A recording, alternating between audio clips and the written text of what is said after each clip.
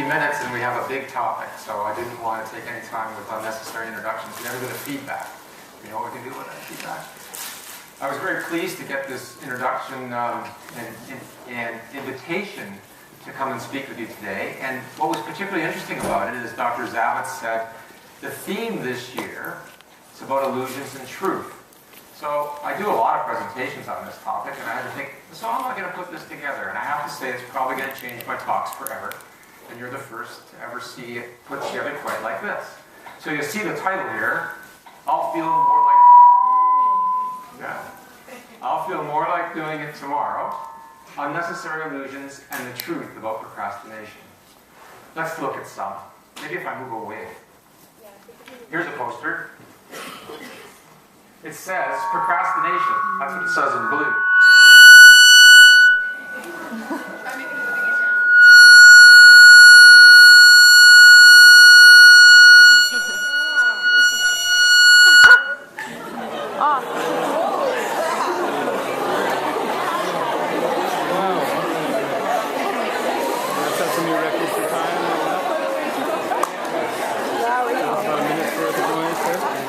Yeah, no doubting.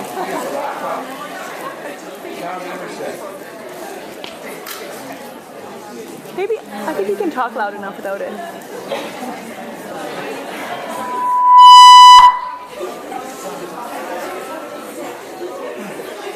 Let me try it again. I will speak really loudly.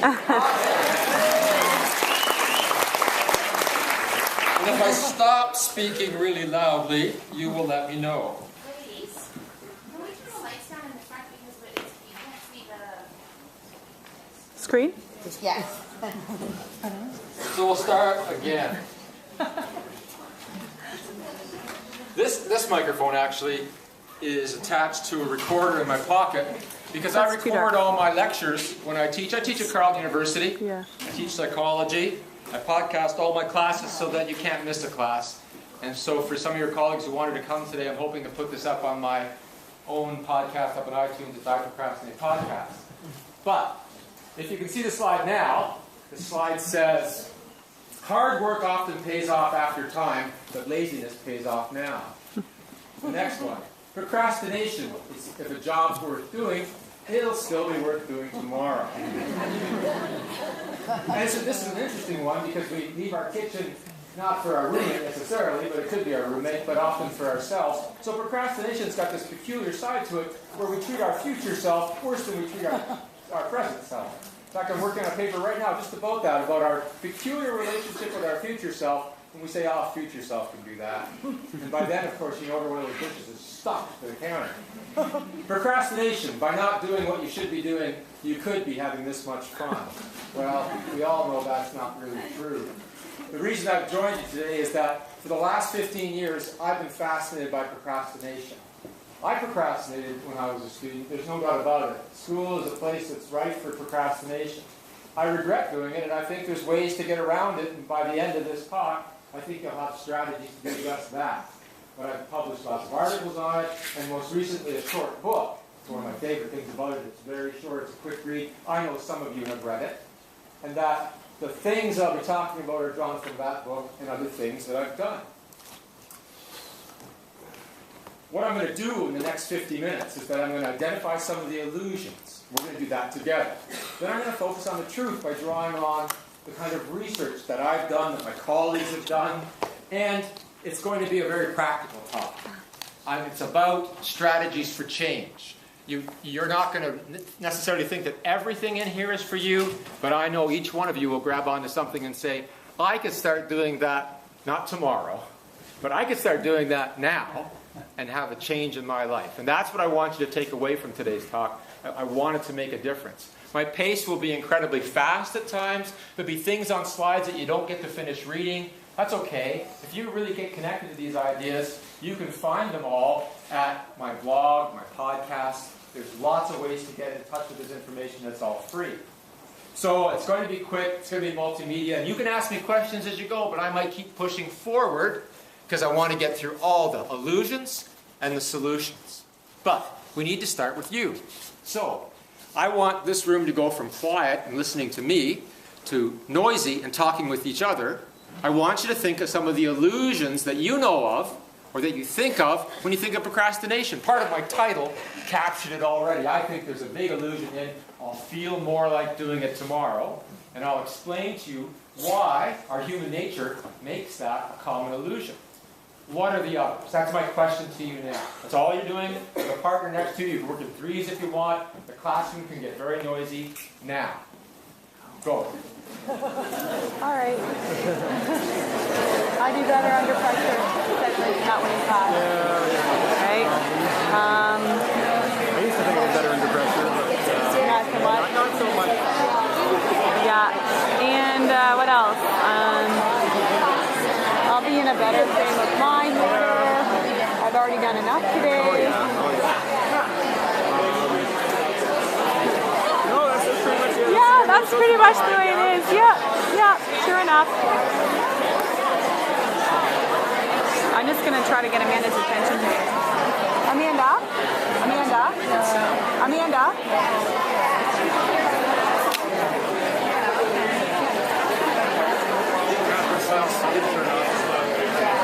Amanda? You can't read it? Like, I'm showing, like when I'm holding it, you can't read it at all. Like, it's too small. And I'm like, well, try to focus it on him then. Yeah, well, it was dark. You couldn't see him. So, If you can hear me, clap once. yeah. If you can hear me, clap twice. If you can hear me, clap 3 times. If you can hear me, clap as many times as you'd like.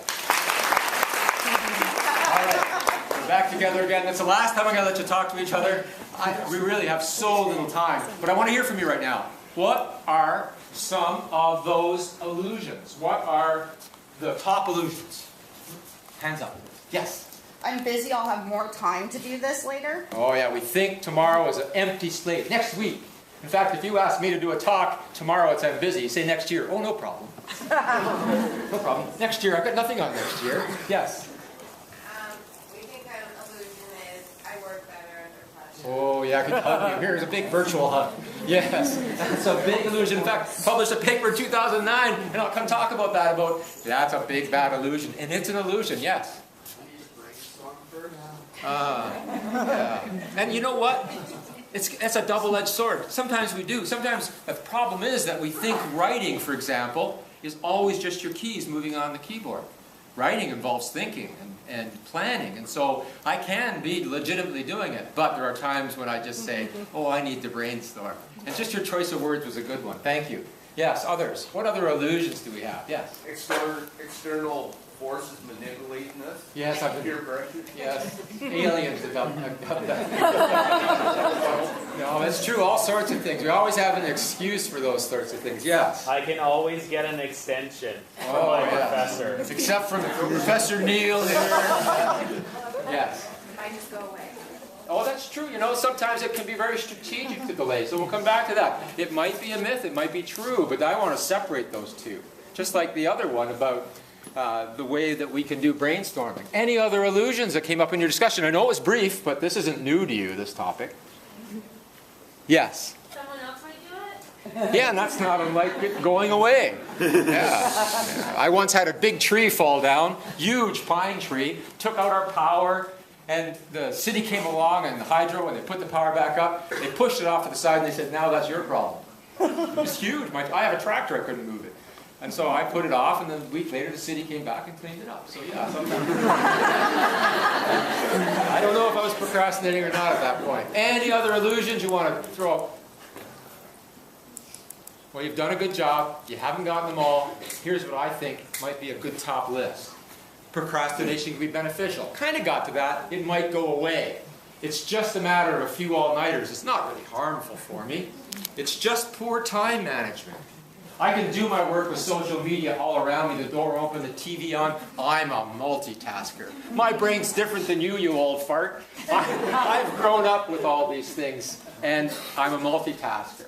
I'll just check my email. It will only take a minute. I'll just check my Facebook. There it is. I work better under pressure. That assignment is months away. It's not that important now. I'll feel more like it tomorrow. After doing something very poorly, like getting a C on an exam, anyway, it could have been worse. Finally, perfectionists are procrastinators. Those are my top illusions for today. I'm going to take each one in turn and talk about them as illusions. And then I'm going to present a whole bunch of solutions. That's my plan. Along the way, if you want to seek clarification, just stick your hand up. It's important that you understand each one of these. Some of the slides are going to go by quickly in terms of the content because I use these slides in other talks where I might spend more time on the research. What you're looking for is the kernel of the idea. Let's start with the first one. Procrastination is beneficial. Procrastination comes from the Latin roots to put forward to tomorrow. That's not so bad. Like, it makes sense sometimes to put things forward to tomorrow. I might want to work with someone else, but psychologists define it a little bit differently. They define it as the gap between intention and action. It's voluntary delay despite knowing that I'm probably going to be worse off than this. That's what makes it procrastination. It's, you know, a part of yourself is saying, this is a bad idea. Another part is saying, but I can't help myself. I do not want to do this work right now. And that's a funny place to be, as if you've got two selves. And we do have multiple selves in lots of different ways. And my favorite way of saying that is those who've read the book know that all procrastination is delay, but not all delay is procrastination. So that goes back to this fellow at the back who talked about brainstorming, right? That there are times when I really do need to brainstorm. I need to stop and think before I can write. I need to read. That is delay. That's not procrastination. It's procrastination when it is time to be writing. I've actually done a lot of reading. I just, for whatever reason, don't want to struggle with the blank page. I don't want to do the hard work now of formulating my own ideas. And I think knowing the difference is really important, because there's lots of times you have to delay things. We delay things every day, sagaciously, wisely. But procrastination is when we voluntarily delay it, even though we know this is going to come back and bite me on the butt. That's when it's a problem. So is it beneficial? It's never beneficial. Don't ever believe anybody that tells you, and there are some researchers who try to say this, there's an active form of procrastination. That's like saying there's a really upside to depression. It's an oxymoron. It doesn't cut it. It's that we use procrastination to mean everything and anything, and some of us get down on ourselves because we have no other word for delay but procrastination. At the end of the day, there's a bunch of tasks still left undone, and we go, oh, I'm such a procrastinator. No, maybe it's because I have 2 jobs, a lot of assignments due, and I just didn't get it done. So know when to get on your own back and know when to get off. Now, most of us need to solve the problem of procrastination. Most in here is one of my senior doctoral students. He's coming up with a new measure of procrastination, doing some really interesting work there. So a lot of us believe it's not really harmful. You know, what's the problem? I put off a few assignments, they don't matter anyhow.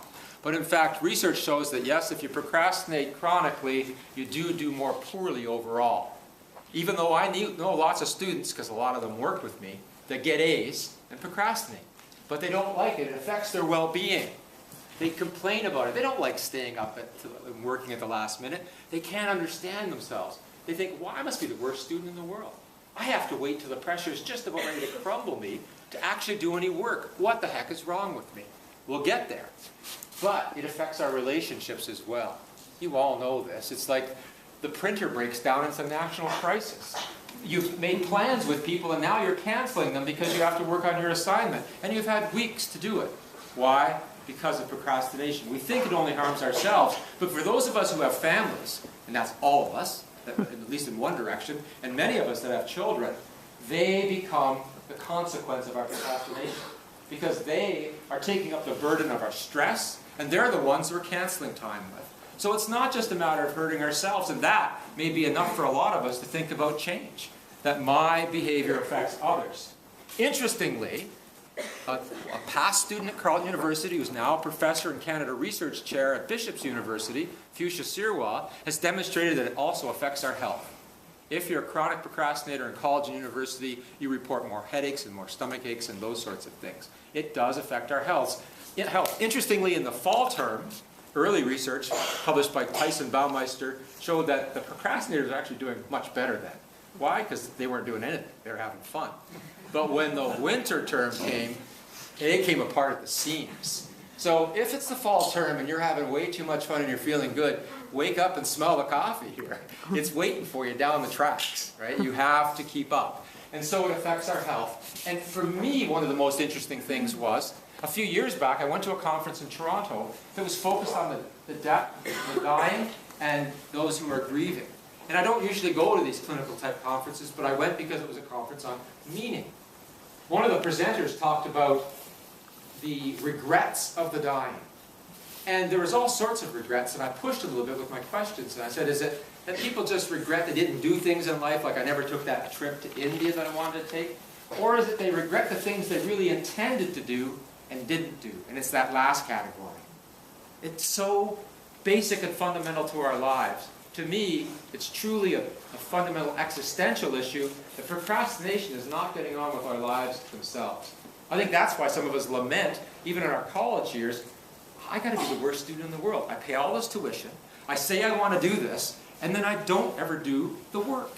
And so, deep down, procrastination is the tip of the iceberg that says, I'm lacking something in my life. So is it simply a matter of all-nighters and not being harmful? It's an illusion. It's just poor time management.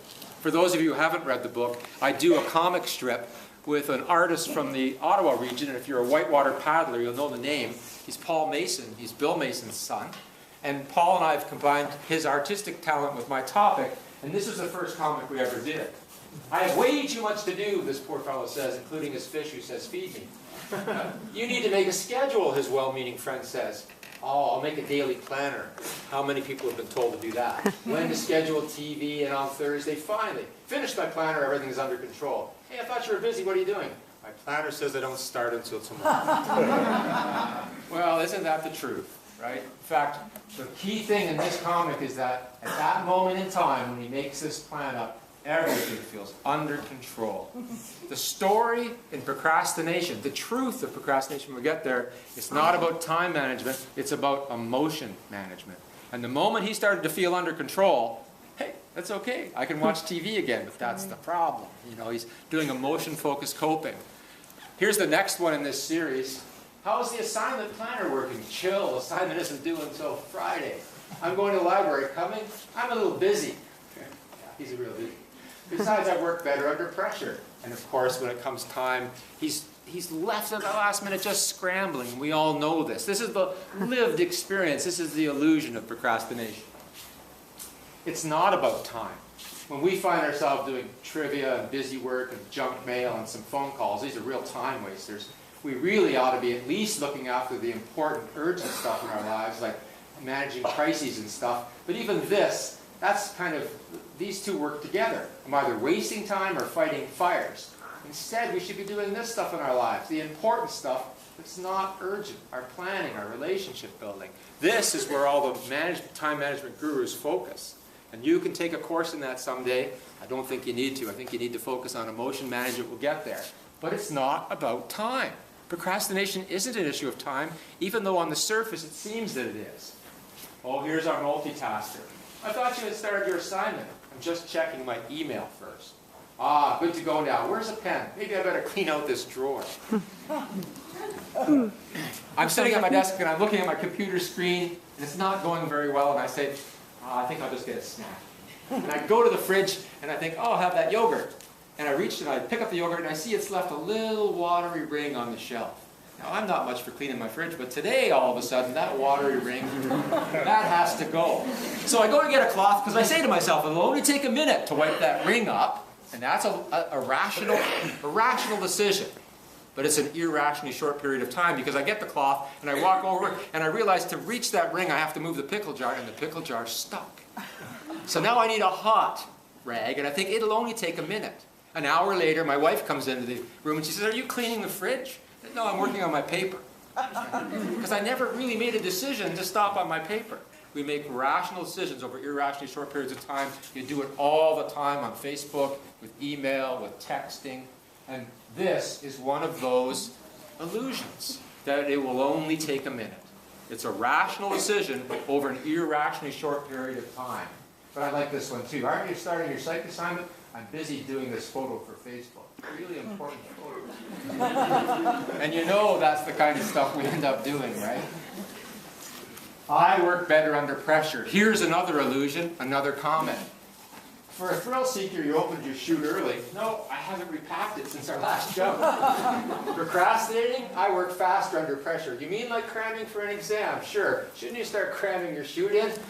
Maybe I could share yours. And how many of us do that every day on campus? Hey, can I borrow your notes? Could you help me understand this chapter? Look, you read this chapter, I'll read that chapter, and we'll just talk about it afterwards, right?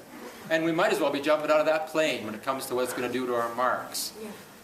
It's an illusion that we work better under pressure.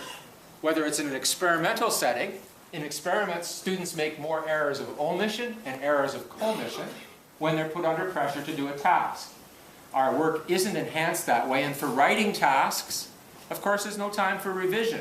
And the only reason you think you wrote something that's good when you finish it is because you finally finished something. And you're elated.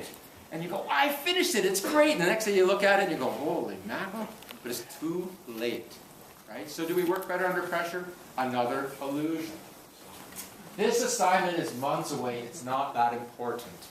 Here is a basic human characteristic that behavioral economists talk about all the time. We discount future rewards. The classic experiments have been done with children in terms of delay of gratification. I will give you 1 marshmallow right now, but if you wait 15 minutes, I'll give you 4. Right? Now you have to wait. You have to delay gratification. The kids that could do that later in life are much better off. They're better off at self-regulation. They seem to do better in school and work. The kid that's stuffing that marshmallow in his face, well, not so good. So that's the classic type of experiment here. We discount future rewards all the time. It's as if we're perceptually challenged. So it's a bit like there's an elephant running at me, but it's quite a ways away. And I think that's not very big. It's an elephant, for goodness sakes. If you don't get out of the way, it's going to run you over, but we don't see it. We discount future rewards. It's been shown over and over again. We also have something called the planning fallacy. So, and professors are good at this. How many professors are in here? We say, this week I'm going to do all my grading. And friends would go, have you ever done all that much grading before in a weekend? Well, you never even ask yourself that question. So, one of my students, Brian Salmon, great guy. I got to tell you just a few things about Brian.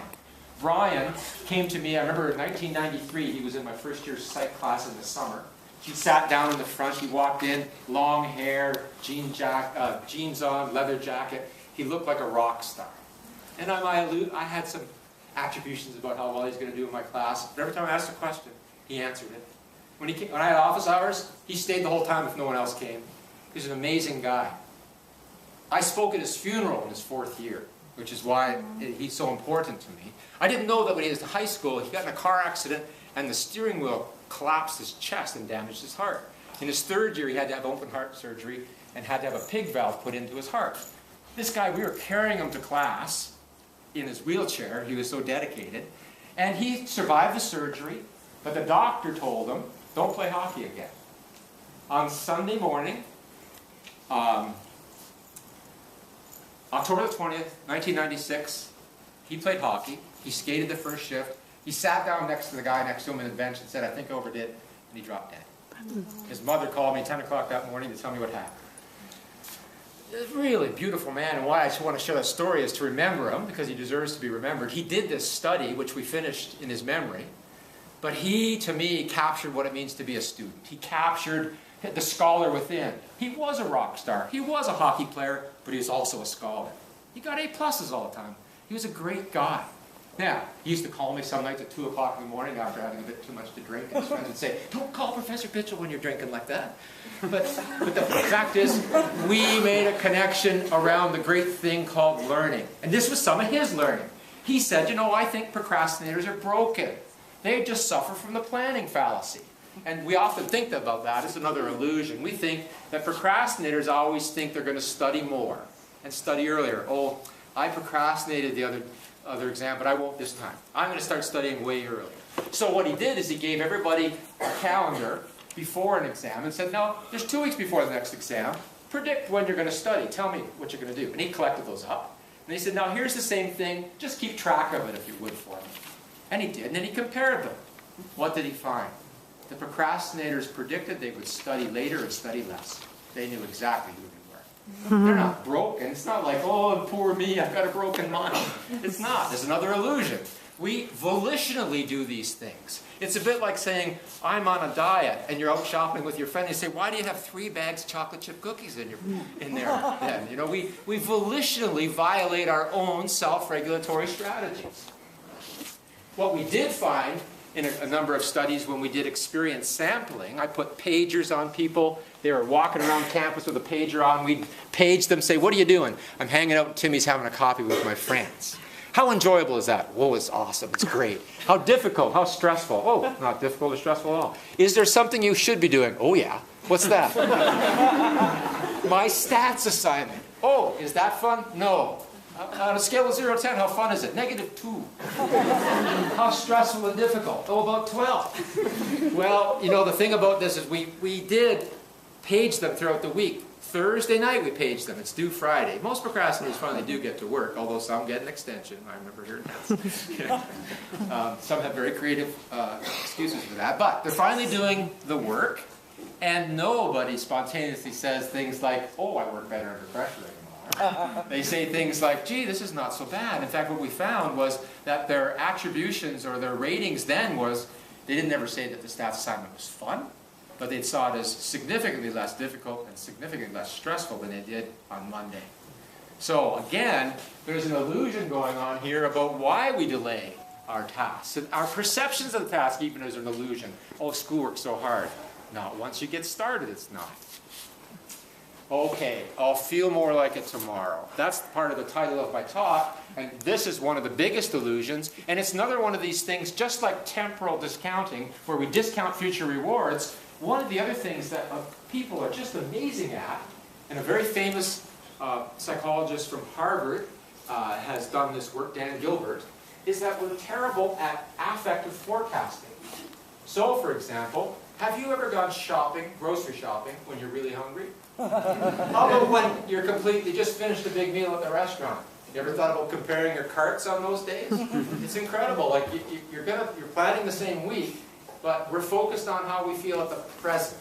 You know, drug addicts, I mean seriously addicted drug addicts, when after they've ingested their drug of choice and asked, do you think you'll need this tomorrow? They'll say no. Right? We just aren't good at predicting the future. This will appeal to professors who are predicting how they're going to feel post-tenure. And tenure, for those of you who don't know, is that you're made permanent in the college or university. They predict they're going to feel so much better in life. Post-tenure, those who got tenure and those who didn't aren't really that much different. And we see the same thing with lottery ticket winners. That after a while, they kind of come back to the same set point of happiness. We are not very good at predicting the future because we focus on the present situation, or we just focus on some aspect of the future state. We don't put it in its whole context. Much like the joke of, I'll have more time tomorrow, like tomorrow's a blank slate. So, why do I think I'll feel more like it tomorrow is a huge illusion, and it's just a joke, because if I said to you, how many of you tomorrow morning are probably going to wake up and think, what do you feel like doing today? And your answer to your roommate will be, write a paper, do an assignment. It just doesn't happen. Okay. So we get bad marks. And one of the illusions I like, and this is work by Fuchsia Sirwa as well from Bishop's University, is that we can make upward and downward counterfactuals. Upward counterfactuals, let's say I got a C, and I really need a B or an A, because I'm thinking of going on, or I need to keep my scholarship. And I get this C, and an upward counterfactual is, the counterfactual is counter to what is actually factual. The fact is I got a C. Now what could have been the case? What's the counterfactual? Could have had a B. The counterfactual could be, I could have got an A if I studied earlier. I might have gotten an A if I hadn't got out to the movie last night and actually read something instead. The downward counterfactual is, could have been worse, could fail. Right? And they serve different functions. The upward counterfactual, you can actually learn from that. The downward counterfactual, it makes you feel good now. So if I say to myself, could it have been worse, I could have failed, if I make that attribution, I feel better. Oh yeah, I didn't fail. I didn't fail. And who makes more downward counterfactuals? Procrastinators, exactly. And we're getting at the real truth behind procrastination. It's not about time, it's about emotion. Why do procrastinators make downward counterfactuals? Because they want to feel good now. And we'll come back to that. Perfectionists are procrastinators. And you're going to say, this is an illusion? I thought they were procrastinators. Well, for those of you who like statistics, and for those of you who don't, a statistic is a number that represents some aspect of two or more other numbers. A statistic is not a scary thing. It's a number. And it represents some aspect of two or more other numbers. So it just gets information together in a number itself. And statistics can only do one of three things. They can describe the world, they can look for relationships in the world, and they look for differences in the world. The statistic I have up here is one that looks for relations. It's a correlation coefficient. It could be 0, which means there's no relation. It could be +1 or -1 extremes, which means a really strong relation, but in different directions. If you look at, these are measures of perfectionism, two different flavors. These are all measures of procrastination.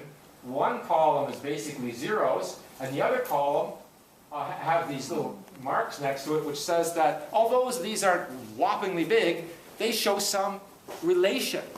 So what we need to know about is what's the difference between this type of perfectionism and that type of perfectionism, because this type of perfection is not related to procrastination, but this type of perfectionism is related to procrastination. So for those of you who like stats, that's not a really big coefficient, but it's meaningful still, especially in a social science framework. Self-oriented procrastinists, perfectionists, they just like to do things well for themselves. They set high standards, they work hard, they like to make sure that it's done well. The socially prescribed perfectionist, they've internalized, usually mom and dad, but it could be the devil on one side, the angel on the other, like little people talking to them. Voices in their heads. Not the really scary ones that hospitalize you, but voices in your head nonetheless. But it's true, we all have voices in our head. Social psychologists would tell you that, these are internalized working models of other people. They are the perceived expectations of others. And in the socially prescribed perfectionist case, what they're saying is, well, I grew up with a perfectionist, my dad, he would admit to that. I'd cut the lawn, he'd say, thanks for cutting the lawn, Tim. Now, on this edge here, do you think you could just get that a bit straighter? Or I'd do the dishes, and my mom might say, thanks for doing the dishes, but could you clean the sink out afterwards? It was never done well enough. 95% on my exam. What happened to the other 5%? And you start internalizing that, and now you're living up to other people's expectations. You feel the burden of other people's expectations. You've never gained your own sense of agency or autonomy, where you'd say, well, these are my standards, and I'll live by them. Because other people can do negative things to you in setting expectations that are unrealistic, although we should still have as high standards as we can bear. And in this case, then, the socially prescribed perfectionist really does end up as the procrastinator. They often have irrational beliefs around tasks, and it gets in the way of them starting. So the illusion that I'm highlighting here is that all perfectionists are not procrastinators, only a certain flavor of the socially prescribed perfectionist. And you can see there's different origins. It's that internal dialogue of expectation and living up to other people's standards that's the problem. And then you just need to take that apart and know its source. So we have looked at all the top illusions. We've spent about a half an hour together. I think I have time for the solutions, which is a good thing. So these are all the strategies for change. I'm going to go through each one between now and 10 minutes too. So I'll pick up the pace. No, because you've seen some of the slides already. Most of the ideas I'm just going to revisit because the illusions and the solutions really dance together. And one of my quandaries about changing the talk to fit this really great theme was, should I do them together? And I thought, no, let's just get rid of the illusions and now keep the solutions together, because those of you who study psychology know that there's a recency effect. And what I want you to remember when you leave here is the most recent thing, which are the solutions. I'm a multitasker. It's not true. And you know where we find that the most, in the most tragic ways, is on our highways. Multitaskers are killing people on the highway every day. It's not that you can't drive and text. You can. But then you're going to make a mistake one day. And you've all come desperately close to it already. Where you go, I hope that light was green. Or you look up and that car in front of you is actually stopped. And someday it's going to cost your life, somebody else's life. It's going to be horrible. It's going to be more than a fender bender. You can, but you're not really multitasking. That's the issue. Cognitive psychologists will show you that we are serially switching. Not cereal like you eat for breakfast, but cereal like one after the other, like serial monogamy. So what we have here is that you're doing one task, and then you're doing another task, and your brain is switching, and it takes time. And in the time that it's taking to do that, at 100 kilometers an hour, you're going to get killed. But it happens too when you're trying to write. I have to keep my focus somewhere. Ding, ding, ding. You've got mail. That's an old thing. Now we've got beeps and buzzes, but you've got your own whatever it is. It might even just be vibrating there. But now you have to take your attention from here and invest your attention here, and now that has stopped. You're not multitasking. You're just doing a lot of things in the sequence. And if you were to actually look at the minutes then you spent writing your paper, you'd be like me saying to my wife when she said, "Are you cleaning out the fridge?" "No, I'm working on my paper." And I think I've worked on my paper for the last hour, and I've been cleaning out the fridge. So people say, "Oh, I was at my desk all night." And about 10 minutes of that was focused on doing the paper. And the rest of the time was, I'm just going to put these few pictures up from the weekend party on Facebook. Oh, and I might as well check out this while I'm here. And I'll answer these emails. I haven't talked to my aunt in 4 years. So, well, it takes a while. Yeah, exactly, because you're just hunting for something other than the paper to do. So what's the first part, the solution? Reduce the distractions. And I put these in a deliberate order, because I think the order that I'm taking them in is, this is how you have to start. Like, make a commitment to work and get rid of the other stuff. You can shut it off. It's cold turkey, I know, but you need to shut it off. Then you take an e-break. Say, I'm turning it on, I'm taking an e-break, but make it deliberate. In class, I would beg of you, take your cell phone, keep it in your bag. If it's sitting right here, and you get bored, which usually takes most of us about 6 minutes, then it's sitting right there, and you think, oh, I'll just check my email, and then you're not in class anymore. Just put it in your bag, and when the break is, then check your email. Be planful. That's what agency is. That's what autonomy is. That's really choice behavior. When you check it compulsively, you're like the gambler at the slot machine. There's something pathetic about it. And it's sad. And we see it in each other, and oftentimes we see it in ourselves. My mantra. If you only take one thing away from this, and the reason I believe so strongly is the feedback I've gotten from listeners of the podcast, readers of the blog, it's a simple one, is just get started. But the procrastinator says, that's exactly my problem. No, that isn't your problem. Actually, you can just get started. If you asked me to, I'm going to be 56 next month, I could probably stand on my head right now. And I might be able to do that for a few minutes. I can do anything for a few minutes. So just make a deal with yourself. I'm just going to get started. Because oftentimes what we find is once we get started, remember that pager study? Hey, this isn't so bad. I think I can do this. And even if I don't, even after 5 minutes I go, I hate this, I'm stopping. Tomorrow I can look back and say, I got started at least. I'm not the world's worst student. I got a start on it. And I know from lived experience, from feedback, and from our research, that just getting started changes everything. It primes the pump. From some research, we know that even a little progress on our important goals fuels well-being, and it's upward spiral of happiness. Please think about this. I will just get started. Reduce the uncertainty. I started doing procrastination research because I was interviewing doctoral students, and they admitted they weren't doing anything. They were just, I said, what are you doing? Sitting around and talking about the work we should be doing. I said, oh, and what's the work you should be doing? Well, I'm supposed to be working on my comprehensive exam. Well, why aren't you doing your comprehensive exam? Because I don't know what I'm supposed to do. Well, why don't you ask your advisor? Oh, I don't want him to know I'm not doing anything. If you don't reduce the uncertainty, you're never going to go anywhere because you truly don't know what to do next. And so you think the best thing is to stay in a holding pattern. Find a friend. You use the strategies that we joke about on some of those TV shows. Call a friend. And for professors here, make sure that stuff is up on the websites. I use the websites because when students finally get down to the assignment at 2 o'clock in the morning, the resources they need to do it are there. Right? Reduce the uncertainty without making a jump through it. But do that. And I'm not going to explain the graphs. You've had a chance to look at them. And the key thing is the message. Reduce the uncertainty. You know when I told you that it's human nature to discount future rewards? It's also human nature when we think of something in the abstract, it has a sense of less urgency. It's just the way our brain works. We're not sure why, but we're quite confident that happens. So if I ask you to think about a task abstractly, it doesn't have a sense of urgency. If I ask you to break it down and talk about what tasks need to be done, all of a sudden it starts creeping up. Like, I need to get this going.